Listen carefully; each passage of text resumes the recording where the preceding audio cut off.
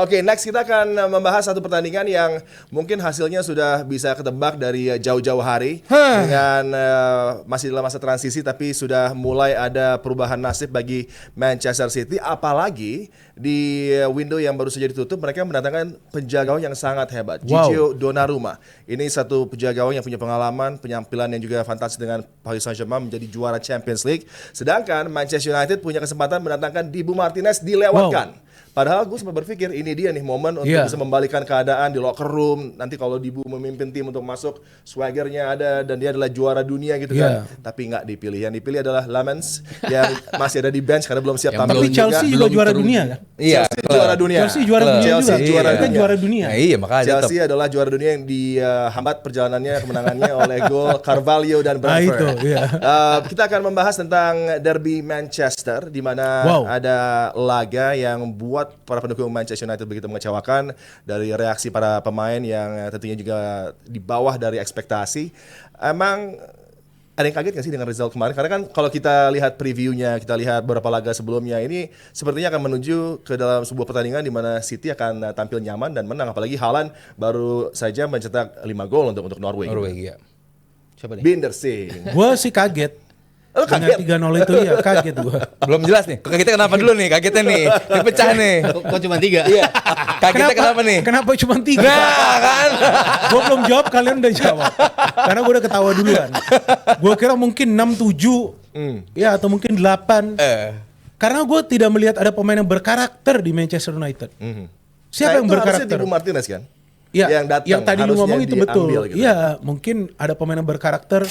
Ya gue nggak mau ngomong terlalu jauh ya, tapi MU itu setiap musim kalau mau fight di atas, mau berjuang di atas, mereka harus punya pemain yang berkarakter. Mereka harus punya pemain seperti itu yang fight untuk timnya. Kalau yang gue lihat pemain yang berkarakter terakhir yang berada di MU itu McTominay. Tapi dipindahin ke Napoli. Siapa yang pindahin ke Napoli? Ten Hag. Nah udah, itu sumber masalahnya itu di pelatih itu yang menghancurkan Manchester United. Dia berkarakter yang hancur. Itu maksud gue. Sekarang udah tanpa dia Leverkusennya menang. Iya kan?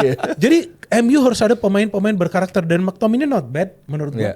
Walaupun dia masuk Serie A musim lalu untuk Napoli. Makanya itu waktu di MU juga not bad juga. Dia masuk sebagai pemain pengganti. Tapi lu lihat pemain seperti siapa? Dorgu, Mazauri, De Ligt. Gue gak ngelihat mereka pemain-pemain yang bisa menakuti pemain tim lawan. Itu mereka tuh seperti pemain-pemain amatir semalam pada saat bertahan. Pada saat menyerang oke, berani menyerang. Tapi poinnya bisa gak menciptakan peluang yang berbahaya dan cetak gol. Babak pertama cuma 1 dari Sesko. Kenapa mereka bisa menciptakan banyak peluang ketika City sudah unggul 2-0 bahkan sampai 3-0? Karena City udah tahu kita udah pasti menang ini.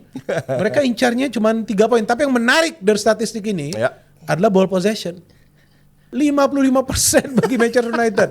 Buat apa punya ball possession sebegitu tinggi? Apa mau dibawa pulang bolanya? Iya kan, yang harus dilakukan adalah permainan efektif mencetak gol. Kenapa MU tidak bisa menekan para pemain City? Karena para pemain MU menekan City itu satu persatu, tapi City pressingnya kolektif. Banyak pemain yang terlibat, baik ketika menyerang dan juga bertahan. Jadi bagi gue, ini shocking scoreline. Why only 3-0? Should have been more. Dan betul kan, Haaland ada yang kena tiang, ada yang di save. Reinders harusnya mencetak minimal 2 gol. Doku harusnya cetak gol. Silva juga harus. Jadi dalam arti kata lain, gue gak sepakat seperti yang tadi Haryo bilang Liverpool beruntung MU. Cuma kalah 3-0. Iya, Sabto, kalau lo lihat dengan Ruben Amorim di 15 menit awal ada potensi lah United bisa merepotkan. 10 tampil cukup positif. 10 ya. 10. Kemudian di penghujung ada juga 5 menit terakhir gitu kan chances yang didapat. Tapi kalau lihat dari selectionnya di midfield 2, apakah itu banter tersendiri dari Ruben Amorim dengan menampilkan Bruno Fernandes, kebodohan, kemudian Ugarte di sebelahnya.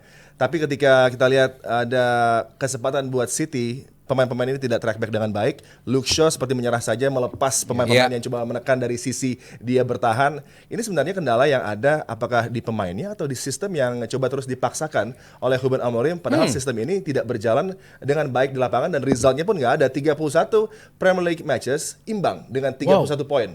Dengan hanya berapa? 8 kemenangan. Ini kan belum cukup ya untuk jelek lah, bukan belum jelek. Untuk memberikan keyakinan bahwa Amorim is the right coach untuk membawa United ke depan.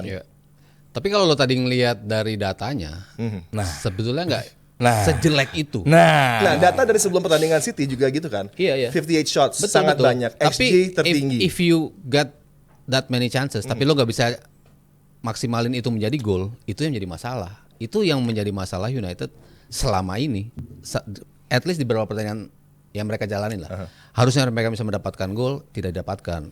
Pas ada Kunya di awal-awal, mereka dapat berapa kali kena tiang, berapa kali one on one ke tepi skipper, itu kan berapa kali mereka berada dalam posisi untuk mencetak gol dan cukup besar peluang mereka untuk mencetak gol. Kemarin kalau bukan Donnarumma juga yang tendangannya Mbeumo tuh luar biasa itu.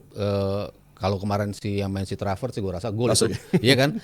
Ada hal-hal yang membuat mereka akhirnya nggak bisa mencetak gol gitu. Cuman yang menjadi masalah utama menurut gue tuh lebih ke pemilihan pemain. Gue gak pernah menyalahkan sistem 3-4-3.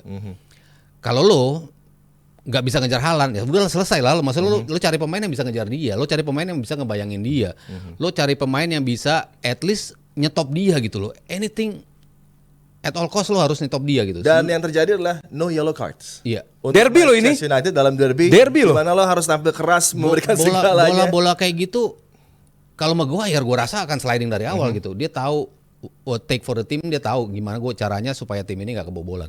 Tapi lo taruh Luke Shaw di situ. Udah berapa pertandingan kita ngelihat ini orang yang dulu punya kecepatan udah nggak kelihatan lagi kecepatannya gitu loh. Kemarin berapa kali ngejar Haaland gampang banget gitu. Dan yang menjadi masalah utama ya jelas Bruno di posisi itu. Deep lying Playmaker, dan berapa kali gol yang masuk ke gawang United itu yang jaga dia. Dan dia nggak bereaksi ya. Dan dia nggak bereaksi sama sekali. Dan kemarin gol pertama ya dia terlihat sekali dia tidak bereaksi terhadap munculnya Foden di situ. Padahal di bayangan dia kan muncul dari second line, Bruno nengok aja, ada Foden nih. Ini kagak, dia nggak tahu dia ngeliat kemana, tiba-tiba Foden bisa ngambil itu. Padahal dia datang dari jarak yang lumayan jauh Foden gitu. Sementara yang ada di situ Bruno. Berapa kali Bruno dalam posisi yang harusnya bisa menutup itu gitu. Kalau gue selalu bicara komposisi 3-4-3, kalau dia nggak menciptakan peluang, kalau dia zero, beda lah.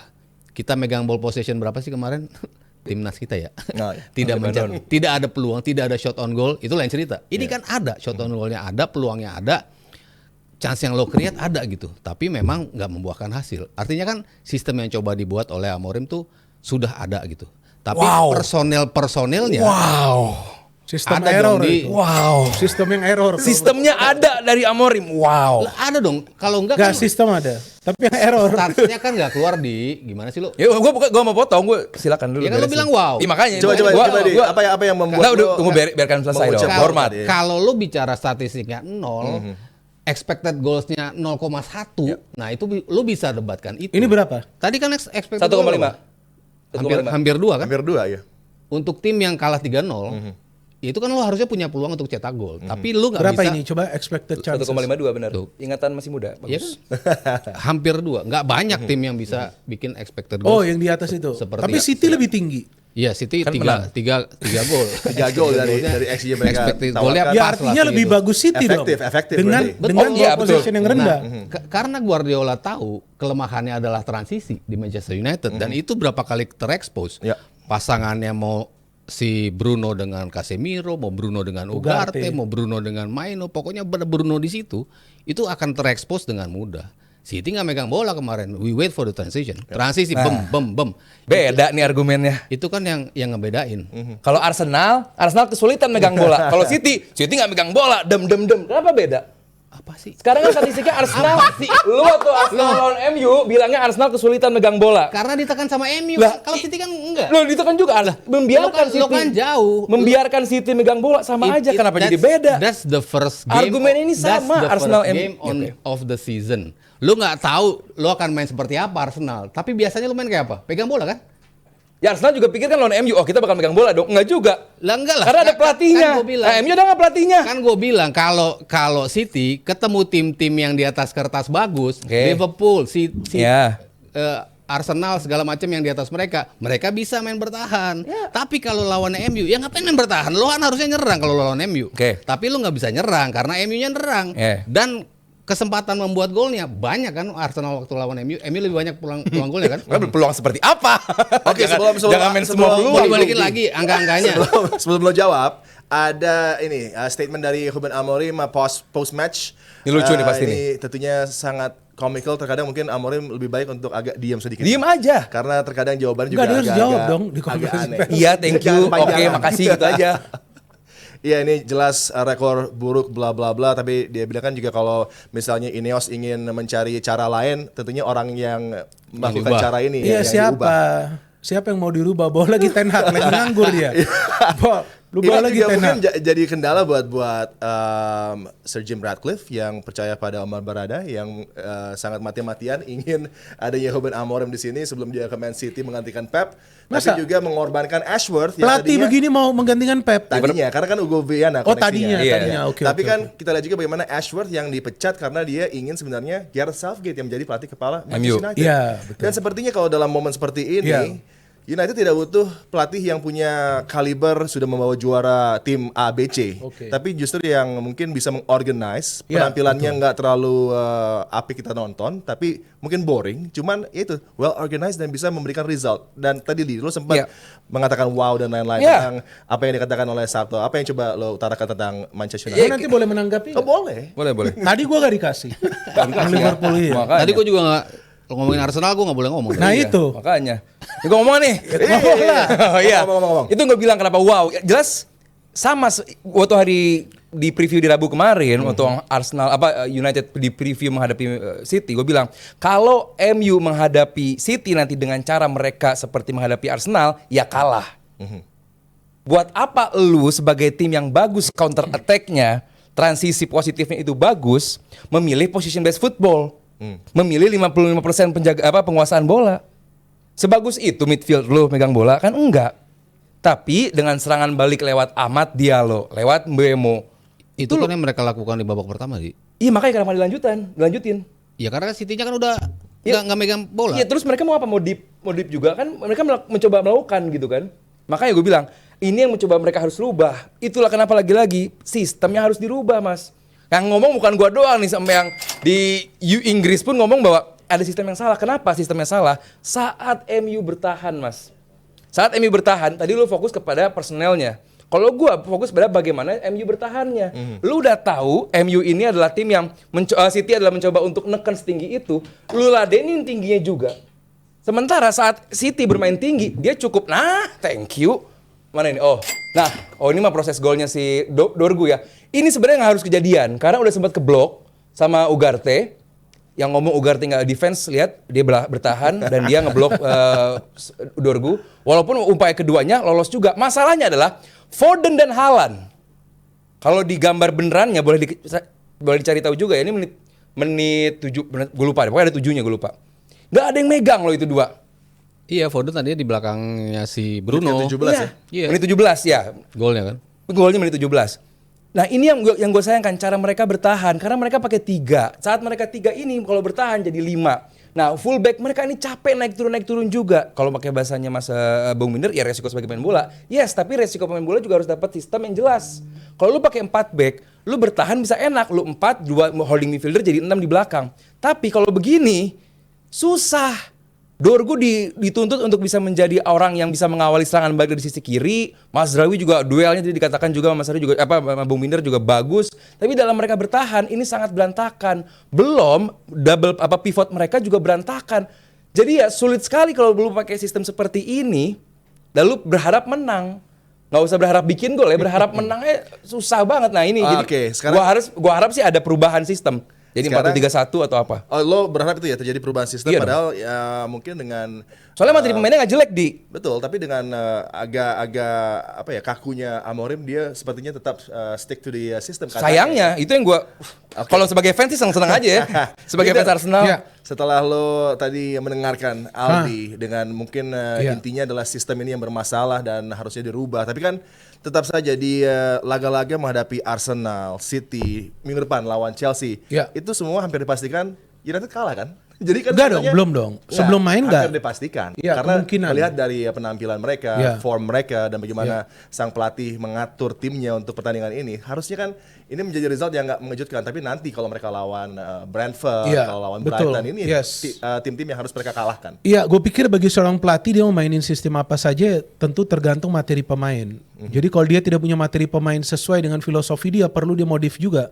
Seperti tadi Aldi katakan, ya kan ada Ugarte. Ugarte ini sebenarnya menurut gue juga tidak maksimal permainannya. Itu gol ketiga City yang terjadi itu kan Ugarte ada terlibat. Digolongin. Kayaknya main passing di belakang ya. Kemudian Maguire ada salah, terus Silva kasih bola ke Haaland. Artinya sebetulnya MU tidak punya pemain-pemain yang bisa menjalankan sistemnya Ruben Amorim. Maka itu dia sempat ngomong di press-con, kalau sistemnya gak jalan ganti orangnya. Gak mungkin juga kan mau ganti seberapa banyak orang. Dia udah membeli berapa pemain. Walaupun si Dibu Martinez gak dapat, tapi sekarang striker yang dibeli Sesko seperti apa? Cedera kalau nggak salah tuh Sesko. Umir sorry, itu maksudnya dia ngarahnya ke pelatih. Ke dia. Siapa? Oh, ke dia. Iya, Mau ganti Jadi, orangnya. Maksudnya lu nggak akan ganti sistem MU selain lu ganti gua dulu gitu. Oh. Bukan dia ganti pemain. Iya, tapi MU juga gak akan bisa ganti dia. Pelatih, iya sih. Mau harus berapa bayar bayar kompensasi. Harus bayar kompensasi juga. Udah itu siapa lagi pelatih yang sekarang mau mereka kontrakkan? Gak ada lagi. Espirito Santo. Santo. Nganggur. Masa Nuno Tapi lagi kalau sih, back Bang? three kan ada pelatih seperti Glasner di Crystal Palace masuk langsung memberikan Ya, belum impact. tentu juga. Lah, Glasner main di Eropa, MU nggak ngapain. Nah itu MU ini kan masalahnya setiap orang yang masuk ke sana kan bermasalah. Sekarang Ruben Amorim menerima Mandat. tantangan dari MU aja, gue kaget pada saat itu karena dia difavoritkan menggantikan Pep. City. Ya. Dan Lisbon lagi bagus-bagusnya, dia pindah, Lisbonnya juga Iya.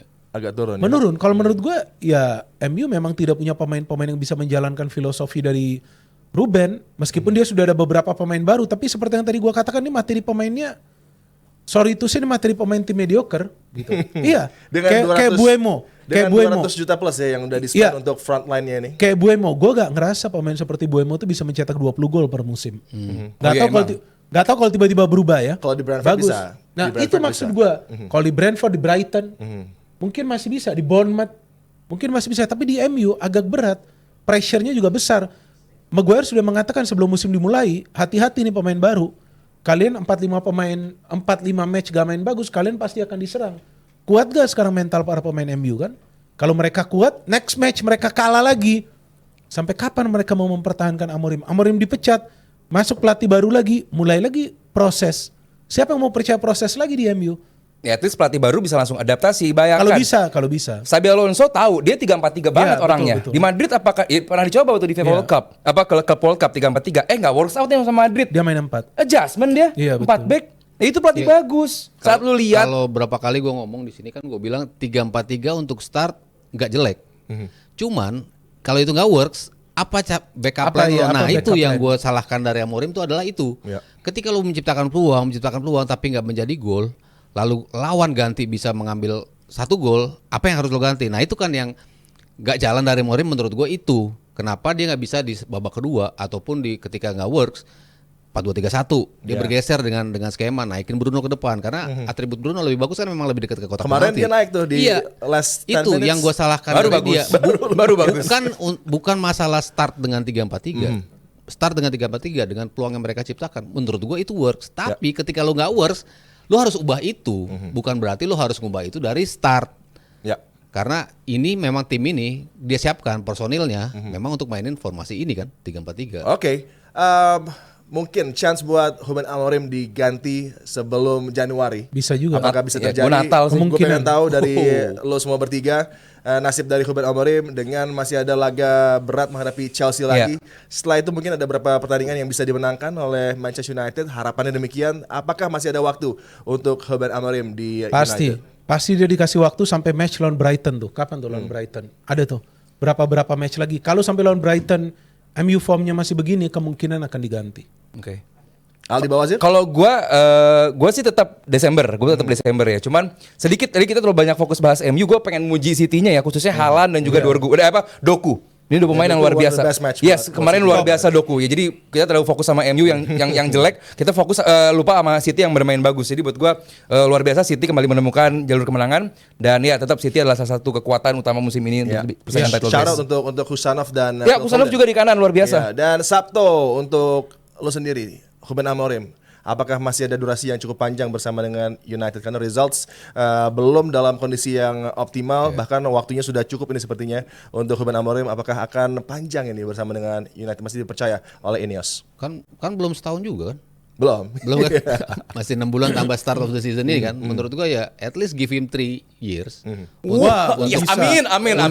Untuk amin. Kan gue bilang lu berada dalam fase di mana lu nggak mungkin cari pelatih yang bisa mengubah tim ini secara instan. Oke. Lu butuh pelatih yang memang akan lu percaya prosesnya seperti apa. Dan gue bilang Amorim nih membawa something yang harus lo percaya untuk menunjukkan itu. It takes time memang. Ya. Tapi fansnya siap nggak nunggu itu? Enggak. Ya nggak akan bisa juga. Timnya juga gak akan siap lu 3 tahun gak main di Eropa. Udah ganti-ganti pelatih. Kelamaan, Mas. Udah ganti-ganti. Desember maksimal. Enggak lah. Desember di luar 10 besar. Desember pecat. tuh berarti baru 1 tahun loh. Iya. Ya, Nggak apa-apa. Iya. Cukup Mas, ini MU.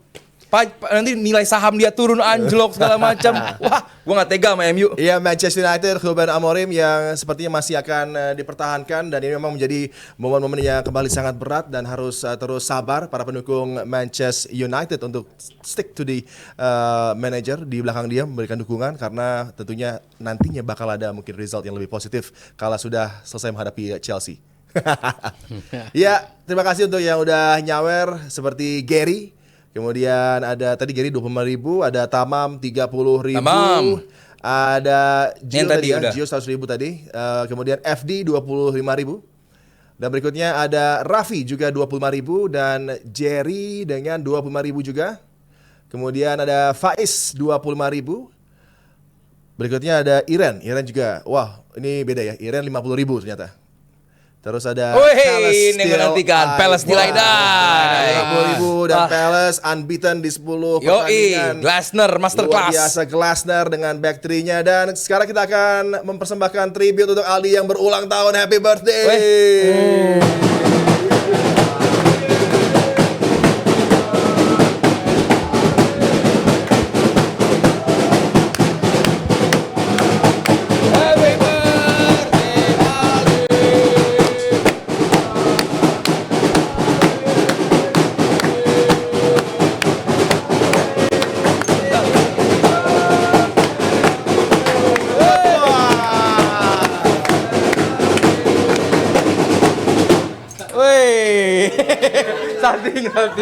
Salting. Mantap.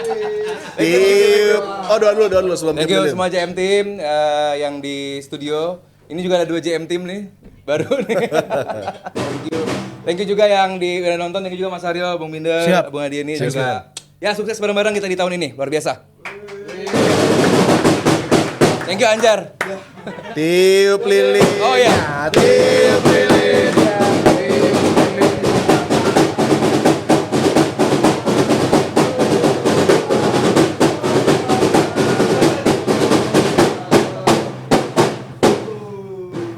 Top class.